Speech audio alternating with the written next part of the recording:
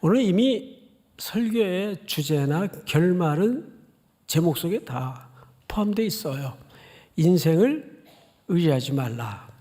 이 제목 속에 모든 게 다 녹아져 있는데 도대체 인생을 의지하지 말라는 말이 무슨 뜻일까? 그것을 오늘 좀 구체적으로 3단계에 걸쳐서 말씀을 보도록 하겠습니다. 오늘 본문 첫 절 12절을 좀 보죠. 12절을 보시면 이제 16절까지 제일 많이 등장하는 단어가 모든이라는 단어입니다. 모든. 보세요. 대저만군의 여호와의 날이 모든 교만한 자, 그리고 쭉 13절을 건너가서 보니까 또 레바논의 높고 높은 모든 백향목, 또 바산의 모든 상수리 나무, 모든 높은 산, 모든 솟아오른 언덕, 또 모든 배, 또 쭉 내려가서 다시스의 모든 배와 모든 아름다운 조각물의 이 말이니, 여러분 대충 헤아려 봐도 모든이라는 단어가 모두 몇 번 나옵니까? 9번 등장을 해요. 근데 사실 여기 해석을 빠뜨린 부분이 하나 있습니다. 12절 중간에 보면 자고한 자라는 표현이 있죠. 그 앞에 모든이라는 수식어가 들어가야 해석이 옳게 됩니다. 그리고 보면 모든이라는 이 수식어가 이 짧은 두세 구절 문장 안에서 무려 10번이 등장을 해요. 10번. 원래 정상적인 문장이나 문법의 형태는 같은 단어를 수식어로 똑같이 쓰질 않습니다. 표현을 다 달리하죠. 그게 좋은 문장 아니겠어요? 그런데 오늘 이 본문에서는 모든이라는 수식어를 번역되지 않는 부분까지 합해서 무려 10번을 수식했어요. 이제 그 이유를 조금 이따가 말씀을 드리겠는데 12절 앞부분을 좀 볼까요? 대저 만군의 여호와의 날이, 그래서 여호와의 날. 여러분, 여호와의 날을 그 당시 사회적인 통념상 유대인들은 어떻게 이해를 했을까? 하나님의 백성들은 어떻게 이해를 했을까? 그걸 먼저 알아야 되겠죠? 여호와의 날이라고 표현될 때는 반드시 그동안 눈물 졌던 시간들, 아팠던 힘겨운 세월들, 억울했던 모든 삶의 내용들이 전부 뒤집어지면서 하나님이 보상해 주는 날입니다. 그래서 이 날을 당시 하나님의 백성들은 구원의 날로 이해를 했어요. 그 날을 뭐라고 여기 표현했는가 하면 여호와의 날이라고 표현을 했습니다. 자, 그런데 그 앞에 수식어가 하나 있어요. 만군의 여호와의 날입니다. 그러면 이 만군이라는 표현은 어떤 군사적 개념이에요. 누구와 뭐 때문에 싸우시겠다는 하나님의 의지가 이 속에 담아져 있습니다. 그래서 여호와의 날 하면 이중적으로 해석이 돼요. 하나님의 때를 올곧게 기다려냈던 하나님의 백성들에게는 보상의 날이 되고 구원의 날이 돼요.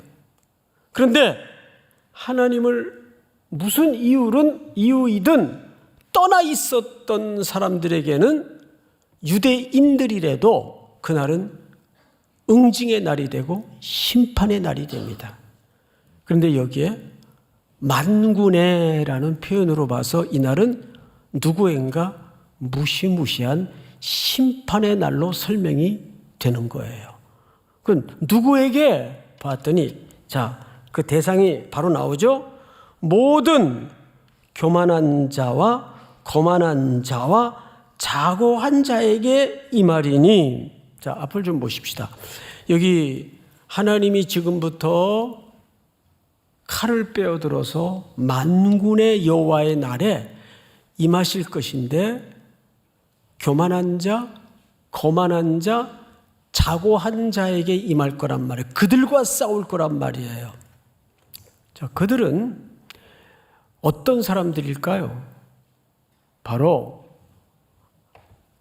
22절에 오늘 말씀의 제목처럼 너희는 인생을 의지하지 말라.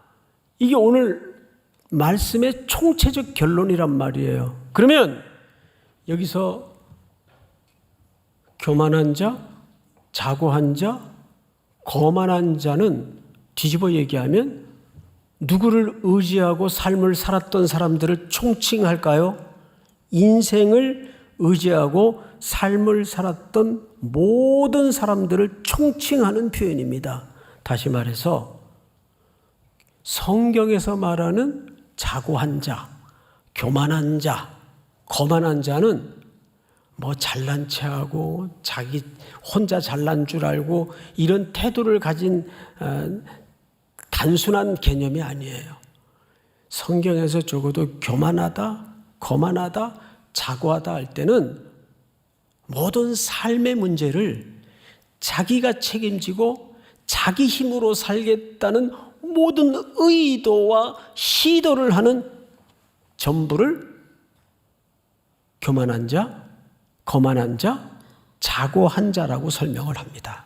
제가 여러분들에게 설교 시간에 아주 그리고 자주 반복해서 질문하는 내용이 있죠. 결국 우리 삶의 문제 모든 사건이나 사람들에 대한 일들을 만나보면 하나님은 결국 한 가지 질문을 해요. 너 네 힘으로 살래? 내 힘으로 살래? 그거 외에는 다른 질문이 없어요. 네가 연봉이 얼마냐? 대기업에 다니느냐? 중소기업에 다니느냐? 그런 기준은 하나님 앞에 없어요. 그건 세상 사람들이 놓는 기준입니다. 하나님은 누구에게든 한 가지밖에 묻지 않아요. 너 그 문제, 그 절박한 문제, 너 네 힘으로 할래? 내 힘으로 할까? 결국 이거 하나 묻는 거예요. 인생을 의지하지 말라는 속에 그 하나님의 질문이 다 들어져 있습니다. 자, 그런데 인간은 세 단계에 걸쳐서 자기를 의지합니다. 자, 볼까요? 13절을 보세요. 또 레바논의 높고 높은 모든 백향목과 바산의 모든, 이 바산은 굉장히 기름진 땅이라서 여기서 소를 키우면 소들이 전부 살이 쪄요. 그래서 성경에도 보면 바산의 살진 소라는 표현이 등장하는 이유가 이 땅이 너무너무 초목이 푸르고 짙고 기름지기 때문입니다. 그래서 바산의 모든 상수리 나무와 모든 높은 산과 모든 솟아오른 작은 언덕과, 자, 여러분, 여기까지 열거된 솟아오른 언덕, 높은 산, 바산의 그 기름진 땅에서 자란 쭉쭉 곧게 뻗은 상수리 나무, 그 다음에 레바논에 높이 자란 백향목. 저희 레바논에 가서 그 백향목 숲에 공항 가다가 잠깐 들어가서 봤는데, 백향목 나무의 몇 가지 특징은 그 나무 둥지 하나, 그 기둥 하나가 무슨 성전의 기둥 같아요. 그래서 솔로몬이 성전을 지을 때 그 레바논에서 백향목 나무를 전부 잘라가지고 지중해 바다로 요빠 항구까지 실어 날랐죠. 뗏목으로 묶어서. 그 정도로 쭉쭉 곧아요. 그 기상이 하늘을 찌른다 그러죠. 근데 신기한 게 제가 그걸 찍어왔는데 그 백향목의 열매는 전부 방향이 위로, 이렇게 위로 올라가 있습니다. 방향 자체가 하늘을 향해 있어요. 그래서 이 백향목이라는 나무가 굉장히 그 신비스럽습니다. 근데 그 높이가 어마어마해요. 그 숲에 들어가서 한번 이렇게 정상까지 길을 걸어봤는데요. 그 기상이 대단합니다. 자, 그러면 레바논의 그 높게 자란 높은 백향목, 또 바산에 쭉쭉 뻗은 상수리 나무, 높은 산, 그리고 높은 언덕. 이것은 전부 사람이 만든 겁니까? 하나님이 창조하신 자연물입니까? 자연물이죠. 그런데 자연물이라는 것은 선일까요? 악일까요? 자연물이라는 것은 선도 악도 아닙니다. 그러니까 중립적인 존재예요. 그것이 어떻게 쓰여지냐가 문제지, 그 자체는 그냥 피조물인 창조된 물질 세계일 뿐이에요. 맞죠? 그런데 여기에서 이 이사야가 시적인 표현을 썼어요. 이사야는 이사야서 곳곳에 시적인 표현을 많이 사용했는데 여긴 특별히 이 부분을 문예적으로 읽어야 됩니다. 어떻게? 하나님의 창조된 피조물 가운데 주로 높은 것만 여기 열거했어요. 높은 산, 높은 언덕, 높은 나무, 높은 상수리, 백향목. 그러니까 피조된 창조물이라도 하나님이 문학적으로 뭘 경고한 건가 하면 하나님보다 높은 것은 모든이라는 말을 10번씩 써가면서 강조하고 싶었던 것이 뭐냐면 어떤 것도 예외일 수 없다. 상징적인 메시지예요. 어떤 높은 것도 이 땅에서는 하나님보다 높은 것이어서는 안 돼요. 저 서초동에 가면 우리나라 그 권위의 상징적인 정부 기관이 하나 있죠. 어디죠? 대법원이에요. 근데 그 대법원이 그 카톨릭 성모병원에서 이렇게 언덕을 조금 올라가면 언덕 위에 대법원 건물이 위용을 자랑하면서 서 있어요. 근데 그 주변에는 어떤 원칙이 있는지 아세요? 저도 뭐 안 지가 얼마 안 되는데 대법원 건물보다 높은 게 있어서는 안 돼요. 건축물을 할 때. 그래서 그 얼마 전에 어느 교회가 설계를 했는데 그 대법원 건물보다 높이 설계를 해가지고 좀 이야기거리가 되었던 적이 있어요. 이게 하나의 상징적인 거죠. 그렇듯이 하나님이 여기서 레바논의 백향목, 그 높다 그 말이에요. 바산의 상수리 나무, 곧게 뻗은 나무라 그 말이에요. 그 다음에 높은 산, 높은 언덕, 어떤 것도 높이를 자랑하면서 이 땅에 그냥 중립적인 존재인 피조 세계를 통해서 어떤 것도 하나님보다 높아져서는 안 된다는 그림 언어로 그렇게 설명하는 거예요. 성경을 잘 보세요. 15절. 모든 높은 망대와 모든 견고한 성벽과. 자, 여러분, 망대와 성벽은 하나님이 만든 겁니까? 인간이 만든 겁니까? 인간이 만든 거예요. 첫째는 자연 세계를 통해서 어떤 것도 하나님보다 높아서는 안 된다고 메시지를 던졌고, 두 번째는 인간이 만든 구조물들이에요. 건물들이죠. 자, 성벽과 또 뭐라고 되어 있죠? 망대. 성벽과 망대라는 것은 하나의 도시를 이미 성을 쌓아서 형성하고 있다는 뜻이 됩니다. 그러면 이 땅에 인류의 역사 속에 이런 건축물들의 그 시작된 동기가 뭔가를 성경을 통해서 좀 봐야 될 텐데 우리 창세기 4장을 좀 띄워주세요. 제가 좀 읽겠습니다. 가인이 동생을 죽이죠. 살인자가 돼요. 그리고 하나님 앞에서 쫓겨납니다. 쫓겨서 어디로 갔는가 하면 에덴 동쪽 노 땅에 거주하더니 에덴 동쪽 노 땅에 거주하더니 아내와 동침함에 그가 임신하여 에녹이라는 아들을 낳습니다. 아들을 낳은지라 가인이 뭐를 쌓았다고 돼 있어요? 성을 쌓았다고 돼 있어요. 자, 왜 성을 쌓았을까? 이걸 여러분들이 좀 이해하셔야 될 텐데, 그리고 그 성 이름을 누구 이름을 붙였어요? 아들 이름을 붙였어요. 에녹성이 됩니다.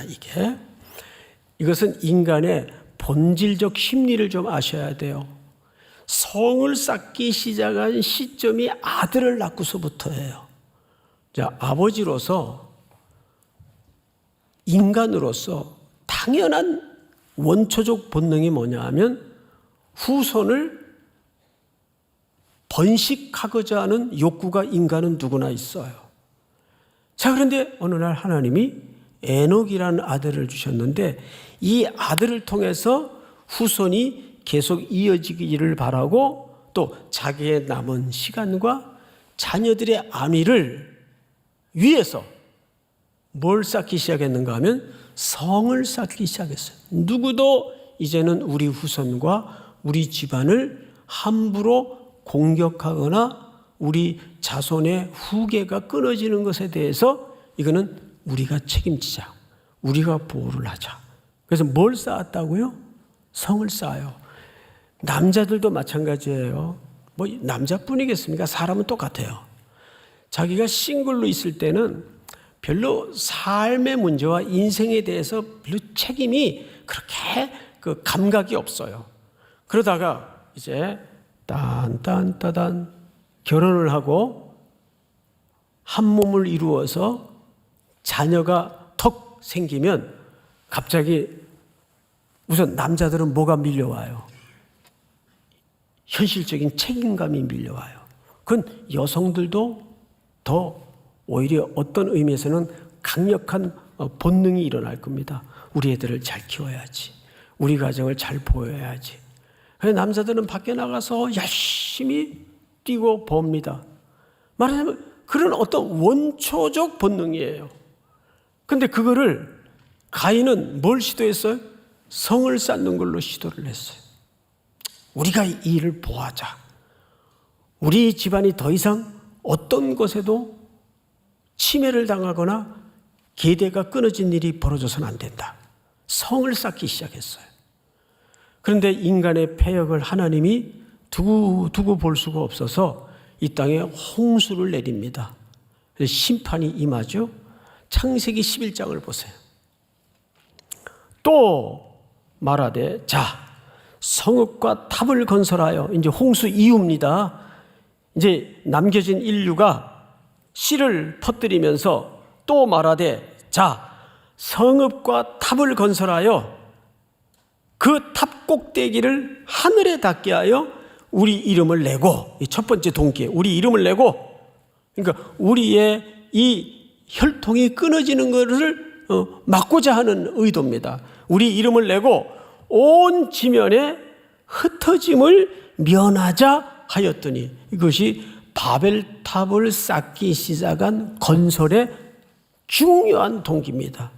하나님이 이 일을 보시려고 내려오셔서 그 실체를 확인하시고 제일 먼저 가한 하나님의 징벌이 뭐였습니까? 언어를 혼잡케 했습니다. 그때까지는 구음이 하나 이어서 인류가 한 언어를 사용했어요. 우리가 그렇게 영어 배우려고 엄청 돈을 쏟아붓지 않아도 됐을 뻔했는데, 이런 인간의 오만하고 교만한 의도를 담은 시도를 통해서 하나님이 첫 번째 언어를 흩어버렸습니다. 김씨, 그 망치 좀 갖다 줘. 그런데 톱 가지고 오고, 그냥 공사가 되겠어요? 언어가 달라졌는데. 그래서 이 땅에 최초로 교회가 설립될 때 오순절 마가의 다락방에서 사도들이 설교를 할 때 무슨 기적이 나타났습니까? 히브리 말로 설교를 하는데 놀랍게도 각자 태어난 나라의 언어로 알아듣는 통변의 역사가 나타났어요. 그것이 교회가 이 땅에 설립될 때에, 창립될 때의 최초의 기적이에요. 소통의 역사가 이루어진 겁니다. 그러니까 이 인류는 하나님의 교회를 통해서 새로운 사회를 만드는 것이 하나님의 궁극적인 목적이라는 것을 놓쳐서는 안 돼요. 그만큼 이 땅에는 교회가 중요합니다. 많은 문제가 있지만 그럼에도 불구하고 이 사회는, 이 세상은 하나님이 교회를 통해서, 여러분들을 통해 새로운 땅, 새로운 나라를, 새로운 세상을 도래하기를 꿈꾸시는 겁니다. 그래서 교회는 하나님의 꿈이에요. 교회는 하나님의 비전입니다. 믿습니까? 자, 여기에서 창세기 11장을 다시 띄워주시면 이렇게 되어 있죠. 여호와께서 사람들이 건설하는 그 성읍과 탑을 보려고 내려오셨더라. 그러니까 우리 오늘 본문을 보면 15절을 다시 보세요. 모든 높은 망대와 모든 견고한 성벽과, 이것이 인류가 자기들의 인생을 자기들이 책임져 보겠다는 두 번째 단계의 그들의 인생의 기반이었고 기초였습니다. 이 본질에서 비껴서 있을 인류가 없어요. 누구나 똑같아요. 그럼 세 번째 단계를 보십시다. 자, 몇 절을 보시냐면 16절을 보세요. 다시스의 모든 배. 자, 여러분, 다시스 항구는 최고의 항구입니다. 세계 모든 상선 배들이 일로 다 몰려서 장사를 하고 무역을 합니다. 그래서 사람들이 돈을 벌려면 이 다시스 항구로 배를 끌고 와서 거래를 했어요.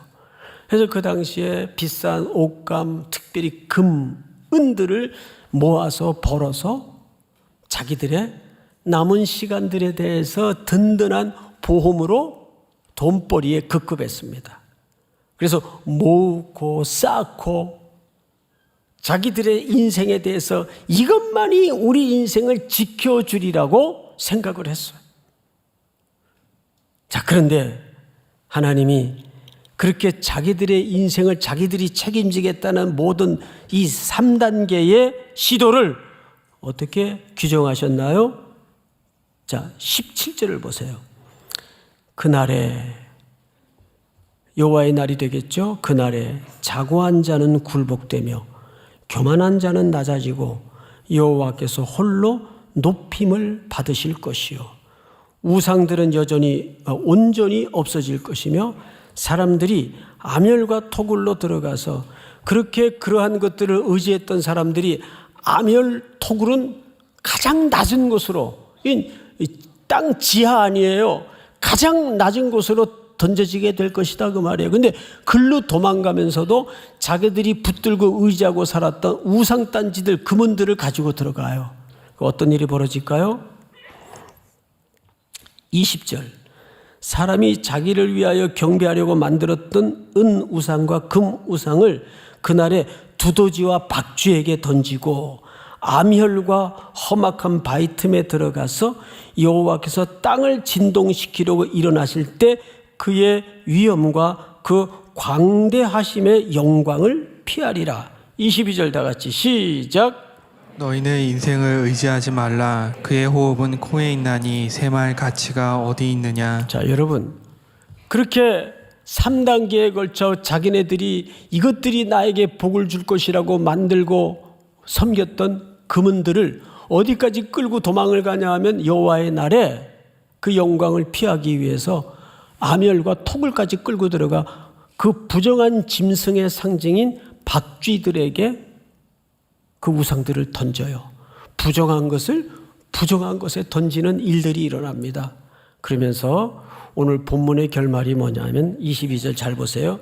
너희는 인생을 의지하지 말라. 그런데 그 뒤에 하반부 구절을 잘 보십시오. 그의 호흡은, 그 생명은 어디에 있다는 얘기예요? 코에 있다. 자, 앞으로 보십시오. 이 말이 어디서 유래된 말인가 하면 창세기 2장 7절을 볼까요? 띄워주세요. 한번 같이 읽읍시다. 시작. 여호와 하나님이 땅의 흙으로 사람을 지으시고 생기를 그 코에 불어넣으시니 사람이 생명이 되니라. 자, 원래 우리를 하나님이 만드실 때 우리의 본질이 뭐예요? 흙덩이예요. 흙덩이. 흙으로 만들었어요. 근데 만들었지만 여전히 흙이에요. 근데 그 코에 하나님의 생기를 후 하고 집어넣자 우리가 하나님의 형상으로 빚어진 사람이 된 거예요. 이게 우리 본질입니다. 그래서 그 영이 떠나가시면 우리는 그냥 흙덩어리에 불과해요. 여러분, 사람 코에 호흡이 딱 떨어지면 금방 색깔이 변하는 거 아시죠? 그냥 바로 흙으로 부스러집니다. 그러니까 인간의 목숨이 얼마나 간단하냐면 대단하기도 하지만 간단하기도 해요.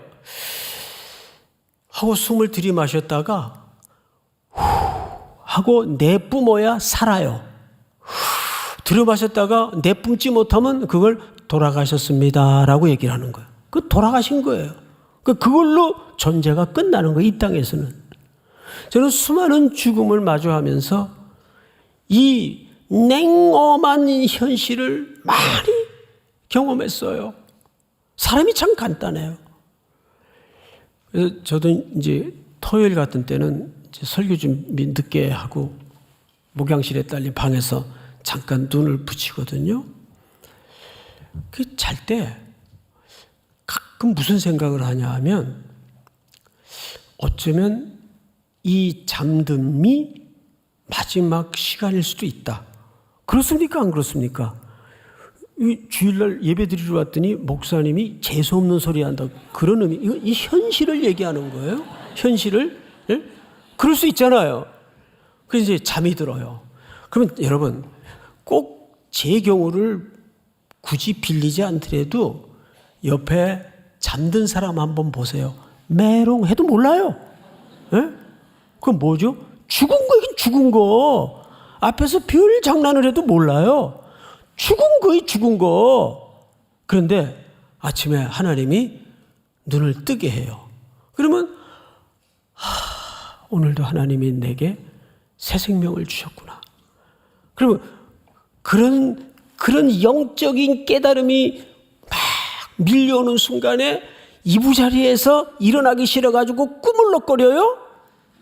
있을 수가 없는 일이에요, 그거는. 예? 그래서 저는 지금까지 한 번도 아침에 눈을 뜨면 이렇게 비비 꼬고 틀면서 일어난 적이 없어요. 벌떡 일어나요, 벌떡. 깜짝 놀래가지고, 아유, 하나님께서 오늘도 내게 새 날 주셨구나. 놀랄 일 아니에요? 예? 깜짝 놀랄 일이지. 얼른 일어나야지. 얼른. 어디 이불 속에서 꾸물럭거려요. 예? 내일부터 한번 생각해 보세요. 우리 삶에서 매일 반복되어 일어나는 이 사이클 가운데 영적으로 깊이 묵상을 해보면 신묘막측한 하나님의 메시지가 많습니다. 잠잘 땐 이제 오늘 네 수고가 다 했다. 쉬어라. 죽는 거예요, 그냥. 예? 잠들면 죽는 거예요, 그냥. 근데 또 아침에 하나님이 생명을 주셔서 눈을 뜨게 하고 내가 코에 호흡이 아직 있구나. 그런데 꾸물럭거려요? 벌떡 일어나야지, 벌떡 일어나야지. 그래서 돌아다니면서 놀더라도 그날이 얼마나 내 인생에 환희스러운 날입니까? 그래서 오늘 성경 기자가 뭐라 그래요? 호흡은 코에 있나니 새말 가치가 어디 있느냐? 그 새말 가치가 어디 있냐라는 질문은 뭐예요? 네 생명이 누구 손에 있냐 그 뜻이에요. 누구 손에 있어요? 하나님 손에 있어요. 그런데 우리가 자기를 믿고 자기가 벌어놓은 거 믿고 자기 그 직장을 믿고 이상하게 우리 기독교인들마저 이 인생에 대한 인간에 대한 이해와 가치가 너무 속상해요. 직장 없는 사람, 연봉 적은 사람 이런 사람들은 그냥 사회에 루저 취급당하는 이런 풍토에 크리스찬들이 똑같이 쫓아다녀요. 가끔 가다가 무슨 결혼정보회사 광고가 툭툭툭 자꾸 올라와요. 그래서 이게 뭔 내용이 뭔가 하고 제가 열어봤어요. 그래서 그 질문을 따라서 한 번씩 다 해봤어요. 아니 내가 무슨 딴 마음이 있어서 한 게 아니에요. 에? 그랬더니 거기 무슨 한우 등급처럼 뭐 등급이 매겨지더라고 그 끝에. 근데 그 등급의 모든 100%의 기초와 기준이 이 땅의 물량적인 기초예요. 어떻게 사람의 평가를 연봉에 따라서 사람을 평가하냔 말이에요. 예? 못나면 못난 대로, 약하면 약한 대로 그 존재 자체가 누구의 형상대로 지음받은 거예요? 하나님의 형상대로 지음받은 존귀한 인간인데 우리가 그 감각을 기독교인으로서 잃어버리면 안 돼요. 그래서 사람을 대할 때는 정중하게 대해야 돼요. 그게 여러분 그리스도인의 품격입니다. 예? 권위도 못 덤비는 게 뭔지 아세요? 어떤 사람은 세상에 막 쥐락펴락할 수 있는 권위를 갖고 있어요. 그래도 그 권위 가진 사람들이 함부로 못하는 게 품격을 갖춘 사람들을 함부로 못해요. 우리 그리스도인에게 그런 품격이 있어야 됩니다. 믿습니까? 그 배 타는 사람들 있죠? 또 해군들 있지 않습니까? 그분들이 이제 바다에 나가면 보통 짧아야 3개월, 길게는 6개월, 1년씩 있어요. 배에서. 그러면 이렇게 그 거친 바다를 항해하다 보면 반드시 피할 수 없이 만나는 게 뭐죠? 풍랑을 만나요. 막 정말 이 파도가 치면 배가 이렇게 서요. 파도 끝에. 이런 배 타봤어요? 안 타봤으면 말을 하지 마세요. 예? 저는 그런 배를 타보고 죽는 줄 알았어요, 한 번. 어쨌든 그렇게 막 배가 그 어마어마한 군함 같은 것들이 그냥 바다에 떠다니는 낙엽 마냥 그냥 막 이리저리 휩쓸릴 때 안에 모든 쇳덩어리들이 막 다 왔다 갔다 해요. 그러면 서랍 다 쏟아지죠. 막 배 안은 엉망이 되는 거예요. 그때 수병들이, 해군들이, 선원들이 할 수 있는 게 뭔지 아세요?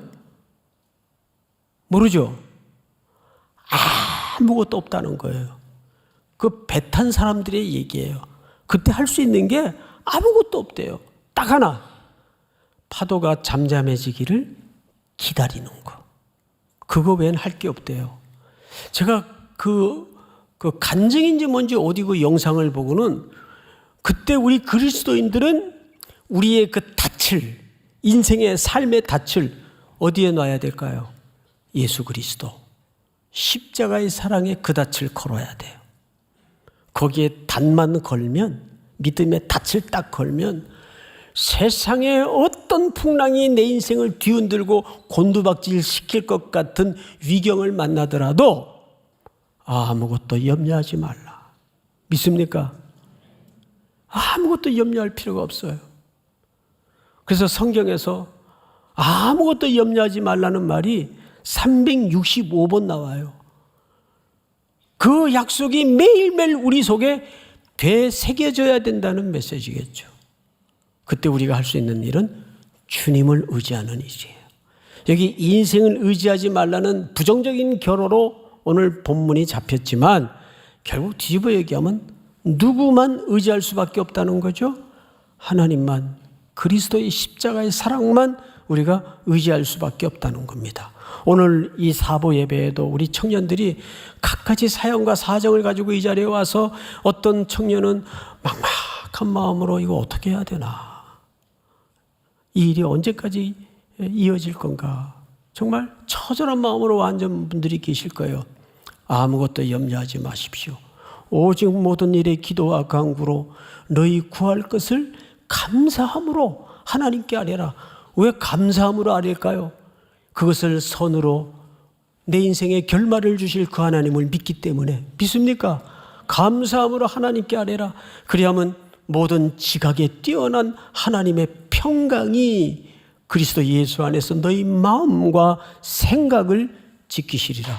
이 약속이 여러분들의 사는 날 동안 또 한 주에도 계속해서 견고한 믿음의 닻이 될 수 있기를 주의 이름으로 축원하고 축복합니다.